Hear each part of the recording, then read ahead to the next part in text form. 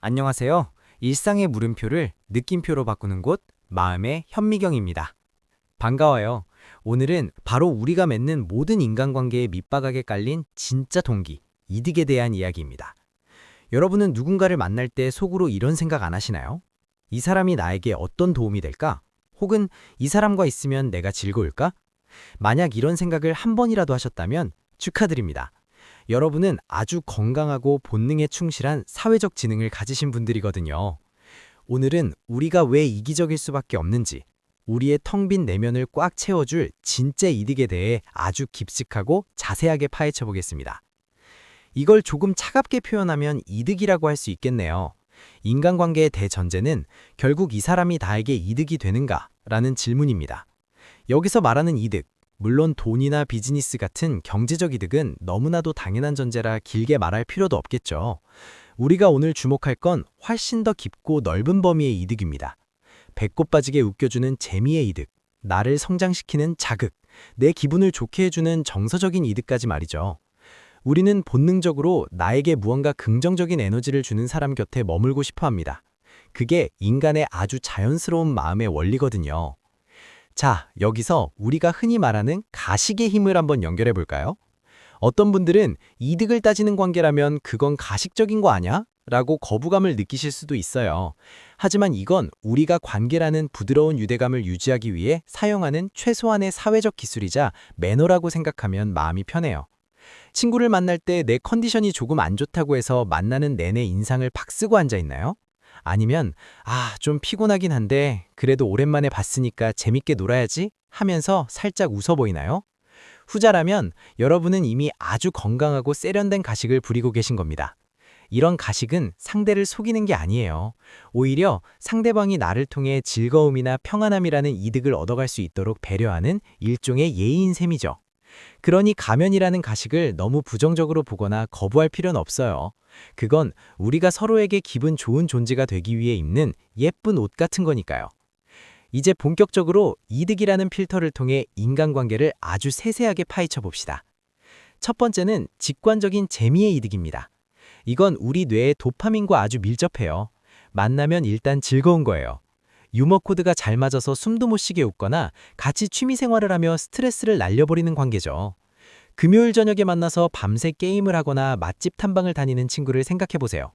생산적인 대화를 나누지는 않을 수도 있지만 그 시간 동안 살맛 난다는 기분이 든다면 여러분은 엄청난 에너지 보상이라는 이득을 챙기고 있는 겁니다. 사실 우리 삶을 지탱하는 가장 큰 원동력 중 하나죠. 이 재미라는 게 생각보다 엄청난 가치가 있어요.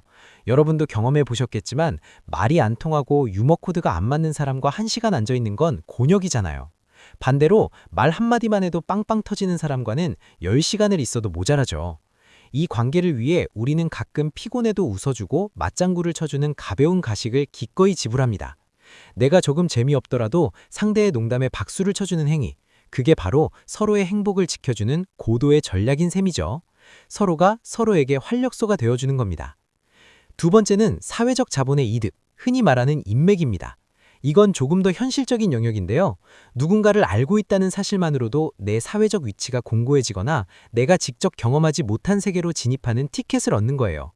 예를 들어 내가 어떤 일을 시작하려고 할 때 그 분야를 잘 아는 사람을 건너라도 알고 있다면 그건 엄청난 시간적 이득입니다.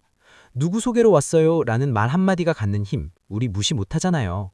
그런데 여기서 중요한 건 이걸 단순히 이용해 먹는다는 관점으로 보면 안 된다는 거예요.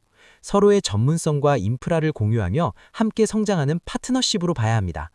이런 이득을 주고받는 관계에서는 특히 예의와 격식이 중요한 기술로 작용하죠. 세 번째는 바로 긍정적인 자극의 이득입니다. 이건 배움의 이득을 포함하는 아주 넓은 개념이에요. 단순히 지식을 전수받는 걸 넘어서 그 사람의 삶을 대하는 태도나 철학을 보며 나도 저렇게 멋지게 살고 싶다는 강력한 동기부여를 얻는 겁니다. 나보다 더 넓은 세상을 보고 있거나 내가 가지지 못한 통찰력을 가진 사람을 만나면 우리는 뇌가 깨어나는 듯한 짜릿함을 느껴요. 이런 사람 곁에 있으면 가만히 있어도 내 삶의 온도가 올라가요. 게으름을 피우고 싶다가도 그 사람의 치열한 열정을 보면 나도 모르게 다시 신발끈을 묶게 되죠. 지식은 금방 낡은 정보가 될 수 있지만 누군가 내 삶의 태도를 바꿔주는 자극은 평생 내 안에 영양분으로 남습니다. 이게 바로 인간관계에서 얻을 수 있는 최고의 수익률이 아닐까요? 자, 마지막으로 제가 오늘 가장 강조하고 싶고 여러분께 강력하게 추천하고 싶은 이득에 대해 이야기해 볼까 합니다. 바로 정서적 지지의 이득입니다. 저는 이 이득이 현대인들에게 가장 절실하다고 생각해요.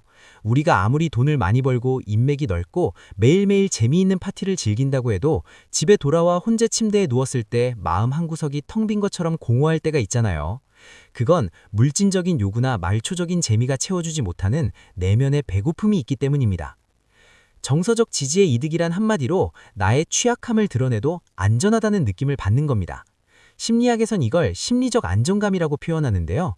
여러분이 밖에서 큰 실수를 해서 상사에게 깨지고 동료들에게 눈총을 받고 정말 세상에서 내가 제일 쓸모없는 사람처럼 느껴지는 날이 있다고 쳐요. 그때 누군가에게 전화를 걸어 나 오늘 너무 힘들었어 라고 말했을 때 그 봐 내가 조심하랬잖아 는 훈수가 아니라 그랬구나 정말 고생 많았다. 넌 여전히 나한테 소중한 사람이야 라는 말을 들었다면 어떨까요? 그 순간 가슴 깊은 곳에서 뜨거운 것이 올라오면서 다시 일어설 힘이 생기지 않나요? 이게 바로 정서적 지지의 힘입니다. 나의 못난 모습, 숨기고 싶은 치부까지도 온전히 수용받는 경험이죠. 인간은 본능적으로 누군가에게 연결되어 있다는 느낌, 즉 소속감과 유대감을 원합니다. 특히 나라는 사람의 본질을 알아보주는 단 한 사람만 있어도 사람은 죽지 않는다는 말이 있을 정도예요. 우리가 인간관계를 맺는 궁극적인 이유도 결국은 이 물질적인 세상에서 내 영혼이 쉴 곳을 찾기 위함이 아닐까요? 하지만 여러분, 이런 소중한 안식처 같은 관계일수록 우리는 더 세심하고 고차원적인 가식이 필요합니다. 여기서 말하는 가식은 앞서 말했듯이 상대를 향한 배려와 예의입니다. 너무 편하다고 해서, 나를 지지해준다고 해서 내 안에 있는 모든 부정적인 감정 쓰레기를 상대방에게 아무렇게나 던져버리는 분들이 가끔 계세요. 그건 정서적 지지를 받는 게 아니라 상대방의 감정을 착취하는 겁니다. 아무리 친해도 내 모든 짜증과 화를 다 받아내라고 하는 건 이득이 아니라 폭력이 될 수 있어요. 정말 성숙한 관계는요, 내가 힘들 때 기댈 줄도 알지만 상대방이 내 지지대가 되어주느라 힘들지는 않을지 살피는 마음에서 완성됩니다.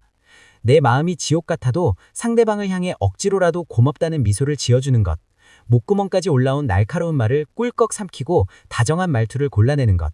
저는 이런 게 가장 아름다운 가식이라고 생각해요. 이런 노력이 쌓일 때 비로소 우리는 서로의 내면을 꽉 채워주는 대체 불가능한 존재가 되는 겁니다. 여러분, 세상을 살다 보면 물질적인 이득은 들어왔다가도 금방 나가버립니다. 돈은 벌다가도 잃을 수 있고 재미있는 일도 시간이 지나면 무뎌지죠.